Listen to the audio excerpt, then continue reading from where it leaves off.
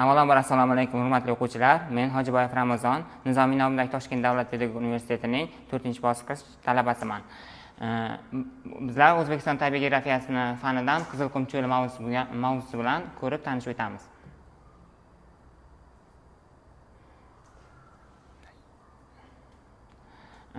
Qizilqum cho'lini 4 rejamizdan iborat: geografik o'rni, chegaralari, geografik taraqqiyoti, relyefi, iqlimi, ichki suvlari, tuproqlari, o'simlik va hayvonot dunyosidan iborat. Bu rasmda Qizilqum cho'li hududi tasvirlangan. Xo'p, geografik o'rniga keladigan bo'lsak, Qizilqum cho'lining geografik o'rni Qizilqum cho'li Markaz Osiyosidagi yirik cho'llardan biri. O'zbekiston, Qozog'iston va Tojikiston davlatlari hududida joylashgan. Cho'lning nomi Qizilqum degan ma'noni bildiradi. Joylashuvi shimolda Sirdaryo bilan chegaralangan, janubda Amudaryo daryosigacha cho'zilgan, g'arbda esa Ustyurt platosi bilan tutashgan, sharqda Nurota tog'lari va Zarafshon daryosi bilan chegaradosh. Maydoni 300 ming km2 tashkil etadi. Bu uni Markaziy Osiyodagi eng katta cho'llardan biriga aylantirgan. Cho'lning katta qismi O'zbekiston hududida joylashgan bo'lib, ko'proq qismi Navoiy hududida kiradi, Navoiy hududini egallaydi. Cho'l hududi mineral resurslarga boy, oltin, uran, fosforit, gaz va neft kabi boyliklar mavjud.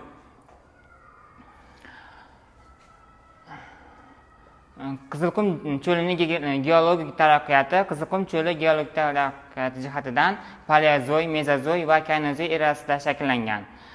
Paleozoy davrida taxminan 540-250 million yil avval bu davrda hududda asosan tog' jinslari, metamorfik va magmatik jinslar hosil bo'lgan va Paleozoy davrida bu hudud dengiz bilan qoplangan bo'lgan. Mezozoy davri esa 250-266 million yil avval shakllangan bo'lib, Mezozoy davrida dengizlar chekinib, cho'kinchi jinslar, ohaktosh, qumtosh, mergel to'planib borgan. Kaynozoy erasida esa 66-yildan boshlanib hozirgacha davom etgan davr hisoblanadi. Bu davrda Qizilqum hududi asosan quruqlikka aylangan hudud hisoblanadi. Qizilqum cho'lining geologik taraqqiyoti haqida. Qizilqum hududi qadimiy davrlarda dengiz tubida joylashgan. Bu davrda tog' jinslari shakllangan va keyinchalik chuqur qatlamlarda saqlanib qolgan. Bu hayotdan qolgan organik moddalar esa tabiiy resurslar manbai hisoblangan. Hudud asta-sekin quruqlikka aylangan va yer yuzasida ko'tarilishlar, cho'kishlar sodir bo'lgan. Tektonik harakatlar natijasida yer qopig'ida o'zgarishlar yuzaga kelgan. Shamol va suv ta'sirida cho'l yuzasi shakllangan va qumtepa va barxanlar paydo bo'lgan.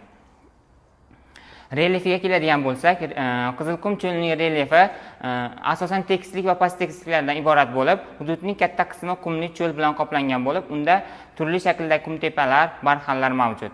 Cho'l yuzasida sho'rxok, tuzli tekisliklar ham uchraydi. U yerda sho'r va loyli tuproq keng tarqalgan. Janubiy, sharqiy va janubiy qismlarda esa relyef biroz ko'tarilib, balandliklar hosil bo'lgan. Bu hududda tog' jinslari va tog' tizmalari uchrashi mumkin. Qizilqum relyefining o'ziga xosligi shundan iboratki, uning ko'plab qismida erkin shamol harakatlari tufayli qum va loylar doimiy ko'chib turadi. Bu esa cho'l shakllarining doimiy o'zgarishiga olib keladi. Iqlimiga keladigan bo'lsak, Qizilqum cho'lining iqlimi. Qizilqum cho'lida hudud quruq kontinental iqlim hukm suradi. Bu hududda yozlar juda issiq, quruq va qishlar esa juda sovuq va qurg'oqchil bo'ladi. Yoz mavsumida harorat juda yuqori bo'lib, kunlik harorat 40 gradusdan yuqori bo'ladi. Qumtepalar va cho'l yuzasi quyosh nurini kuchli singdiradi, bu esa havo haroratining oshishiga olib keladi. Qishda esa havo harorati pastga tushadi. Ba'zan sovuq shamollar va sovuq havo oqimlari kuzatiladi. Qishning qor yog'ishi kam, lekin ayrim yillarda qor qoplamlari hosil bo'lishi mumkin. Yillik yog'in miqdori juda kam hisoblanib, asosan bahor va kuz oylariga to'g'ri keladi. Ichki suvlarga keladigan bo'lsa, Qizilqum cho'lining ichki suvlari asosan qurg'oqchil va suvga kambag'al hudud hisoblanadi.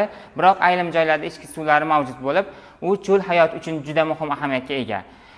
Bu yerda yer osti suvlari, soylar va daryolar, sho'rko'l va ko'llar bu ayrim hududlarga tegishli hisoblanadi. Yer osti suvlari cho'l hududi yer osti suvlari asosiy manbasi hisoblanib, bu suvlar chuqur qatlamlarda joylashgan. Bular artezan va quduqlar orqali chuqurliklar ostidan olib chiqiladi. Soylar va daryolar esa Qizilqum cho'lining chekka hududlarida, Sirdaryo va Amudaryo daryolaridan oqib o'tadi. Ular cho'lning shimoliy va janubiy chegaralariga yaqin hisoblanadi. Sho'rko'l va ko'llar esa hudud ayrim joylarda sho'rko'llar yoki vaqtinchalik suv to'planadigan joylar mavjud. Bu ko'llar odatda yomg'ir yoki daryo toshqinlari tufayli hosil bo'ladi va tezda quriydi. Sho'rko'l va Aydarko'l kabi ko'llar Qizilqumga yaqin hududlarda joylashgan va ekologik jihatdan ahamiyatga ega.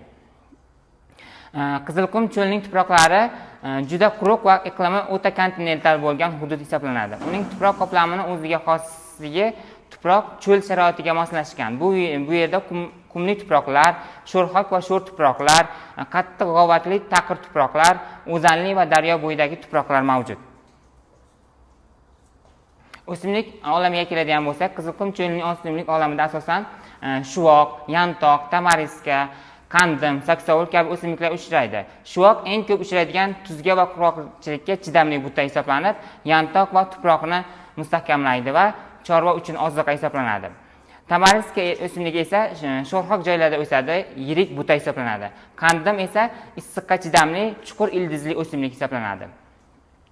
Bu yerda Qizilqum cho'lning o'simligining sxemasi keltirilgan. Bu hududda efemer o'simliklar ham uchraydi. Bahorda o'sib, yozgacha quriydi va kam umr ko'ruvchi o'simliklar turiga kiradi.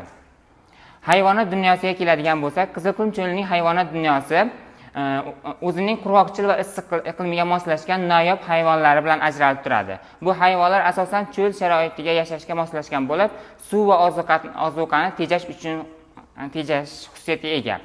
Asosiy hayvon turlari bu yerda tuya, qo'y va echkilar, tulki, qoplon, cho'l qushlari, ilonlar va sudralib yuruvchilar uchraydi.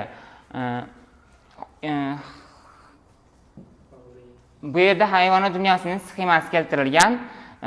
Tuya esa cho'l uchun eng moslashgan hayvon hisoblanadi. Qo'y va echkilar esa qurg'oqchilikka chidamli o'simliklar bilan oziqlanadigan hayvon turiga kiradi.